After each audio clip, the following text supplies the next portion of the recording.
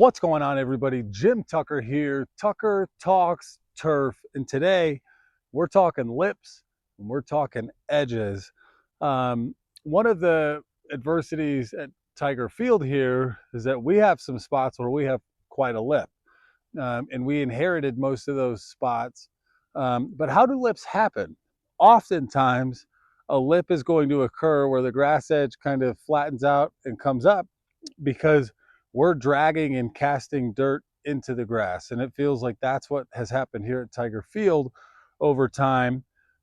We are low in regards to infield mix. So we are planning on bringing in some more infield mix to try to bring us up to level. But in the meantime, some things that you can do at your park to maintain your edges and try to reduce a lip or work against it would be routine maintenance. So after every practice, we've got guys walking off with brooms, not to broom every inch of the entire edge, but like right here, I see a couple chunks of dirt. And so we just use the broom to push it back, get that material out of the grass, open up the grass area.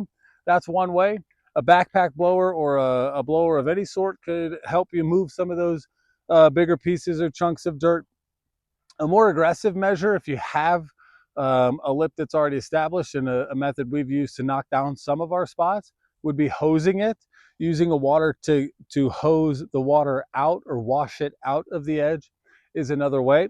When you're dragging off of the edge a foot or two away, because if we're dragging close to the grass, the odds of dirt and material getting into the grass go way up. So we drag off the edge and cocoa mat the perimeter with the 2-foot cocoa mop or so.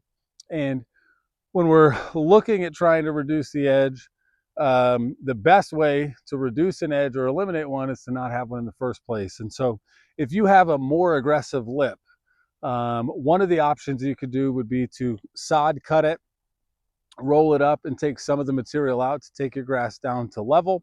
You could replace it too, but there's a number of ways to try to avoid the lip or the edge.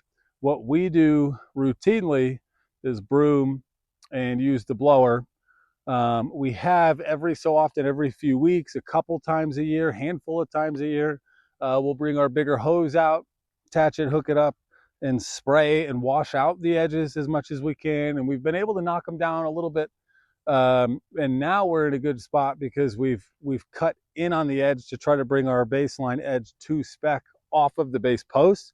And so that took a lot of the edge out, or the lip out as well. So a broom is your best, a great option. Backpack blower. The hose is another great option. And for a more drastic measure, sod cutting your edge, rolling it, and eliminating some of the material under the layer of turf is another way to drop your infield edge as well. So maintaining this, giving your infielders freedom to pursue the ball without thinking or considering that the ball might hop up on them, and safety, from a safety perspective, that's what we're looking at there too. So it's another great day at the ballpark here at Tiger Field at Douglas High School. Let's go to work.